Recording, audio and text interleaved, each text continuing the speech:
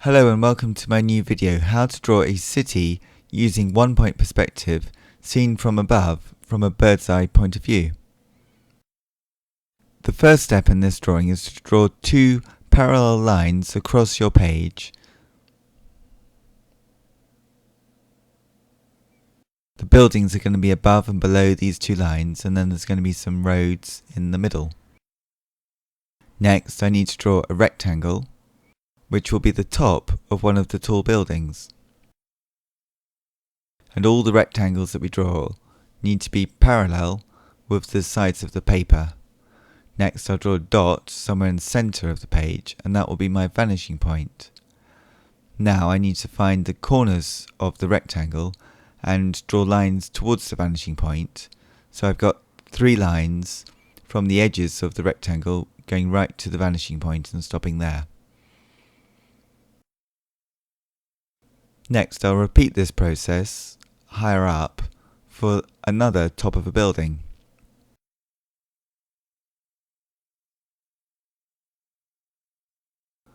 Again, I read the lines from the edge of this rectangle towards the vanishing point in the center of the page.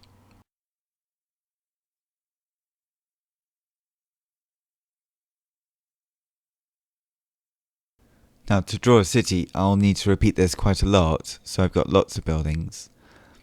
It depends where you place them, how big they're going to be. So this one here is quite a large rectangle for this drawing, but the foreshortening at the front facade of the building will be quite tight.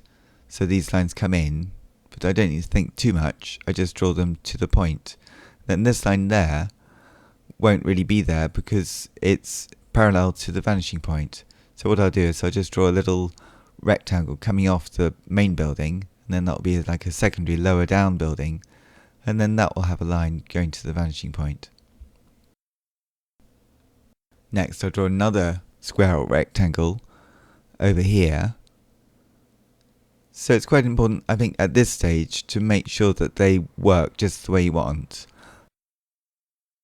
Later on, you can add a lot more buildings in between the spaces of the first ones, but just to get the first ones working around the vanishing point would be really useful.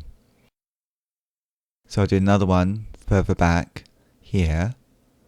Now sometimes if they're away from the vanishing point, if I'd like, I can draw the lines going all the way to the vanishing point and they'll look like taller buildings. So I want a range of heights within this. So I don't need to draw the line actually to the vanishing point, but I sort of read it towards the vanishing point and stop the pencil line before it actually gets there. For this drawing I'm using a 4B pencil and some cartridge paper. So now I think we're getting some illusion of looking down on some buildings. Next, I need to find the base of the buildings. Now these will be parallel to the top of the buildings, the top rectangle that we drew first. And you just read that line across. This is quite straightforward for the first buildings because they're on the they stop at the two parallel lines that we drew at the beginning, and therefore the bases of these buildings will be coming off those two parallel lines.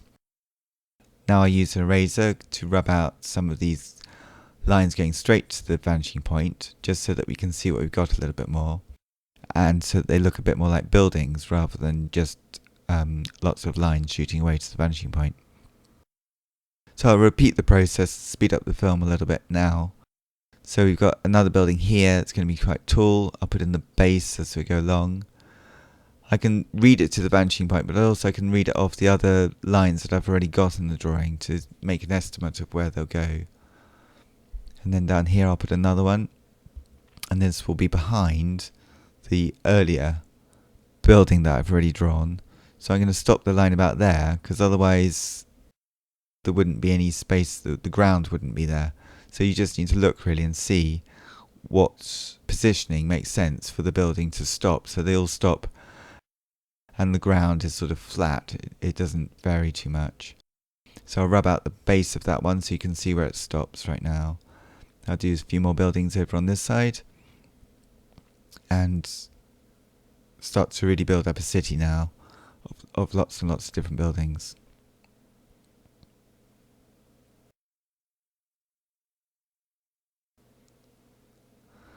So you can see sometimes when they overlap, it will make the taller building look like it's coming forward if there's a lower building to the side of it, which is behind it.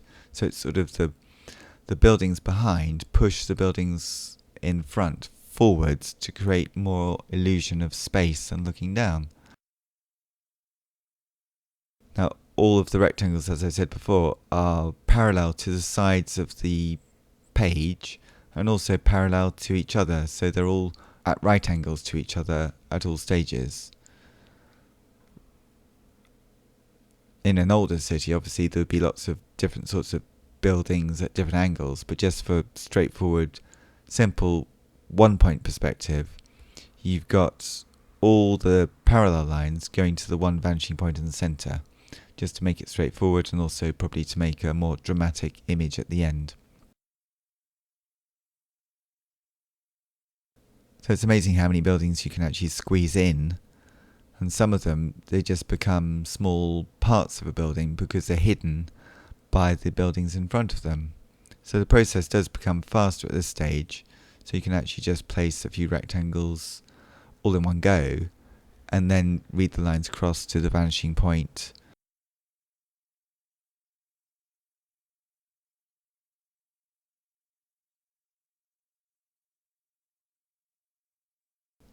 So it's probably quite a good idea to think about the scale of the buildings now. So I want to make these buildings look very large.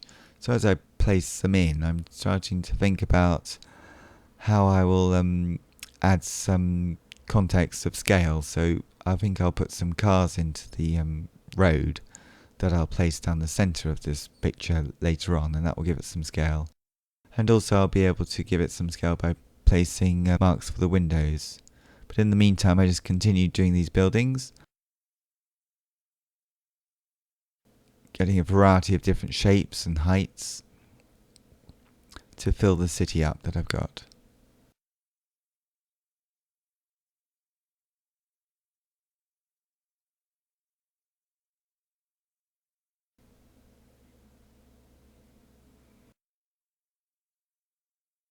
For this video, I keep the drawing still, but probably if I wasn't filming it, I'd turn the page around so I could just get the angle more easily, because it's a drawing which should probably work sort of on its side and upside down just as much as it does this way. And sometimes straight lines are easier to draw if you can turn the page to the angle which is more appropriate for you. Obviously you could use a ruler, I just find it a bit slow to use a ruler. And also if you use a ruler and you get something slightly wrong, it shows up a lot more.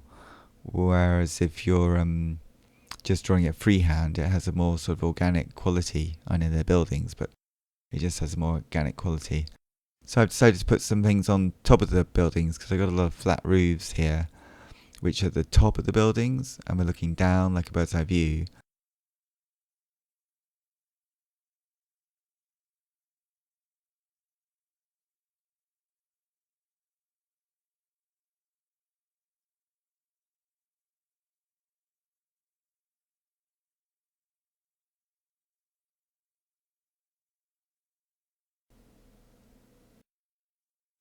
So just jumping forward here a little bit, I've saved a bit of time and added all the edge buildings, and now I'm putting some of the floors of the buildings in, starting with the lines very close when they're near the vanishing point, and as they come towards the roof of the building, they become further away.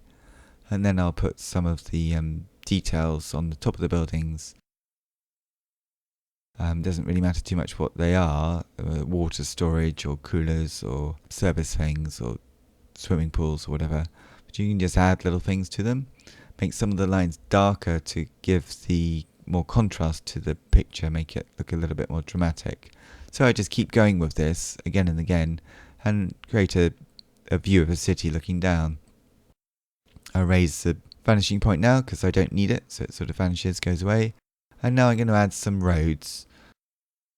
Now I've left a big gap with the original two parallel lines, so that's too big for one road, so I think I'm going to put a road system in, and they can go between the buildings. So I've rubbed out the two parallel lines, which were the first two lines that I drew, and now I'm just making up some road system, and these are all going to be at right angles to each other or curves, and all similar scale to whatever first width of road you do, so it's more readable. So there's no real perspective in the roads, it's a bit like just a normal map. But I think if I do this a little bit more, I might want to add not just vehicles, but add some tone to it, because the white centre road system that I've got is quite bright and it's coming forward. So if I make it darker in a short while, that will create more depth to the picture. So just adding a few cars, maybe a traffic jam here or there.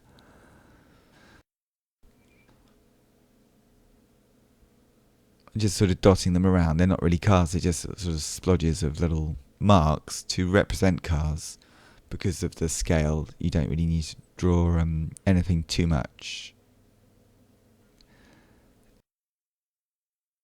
So jumping ahead a little bit, I've added a lot more cars, and now I'm making the bases just outside the buildings, like making those bases a bit darker with the 4B pencil.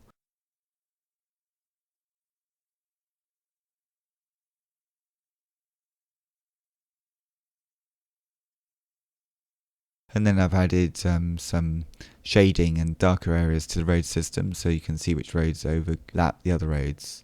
So basically I think that's it for this drawing. I hope you like this drawing and give it a thumbs up, and I hope you also find it useful for your own drawing. Please subscribe to my YouTube channel, Circle Line Art School, for many more art videos. Thank you for watching and see you next time.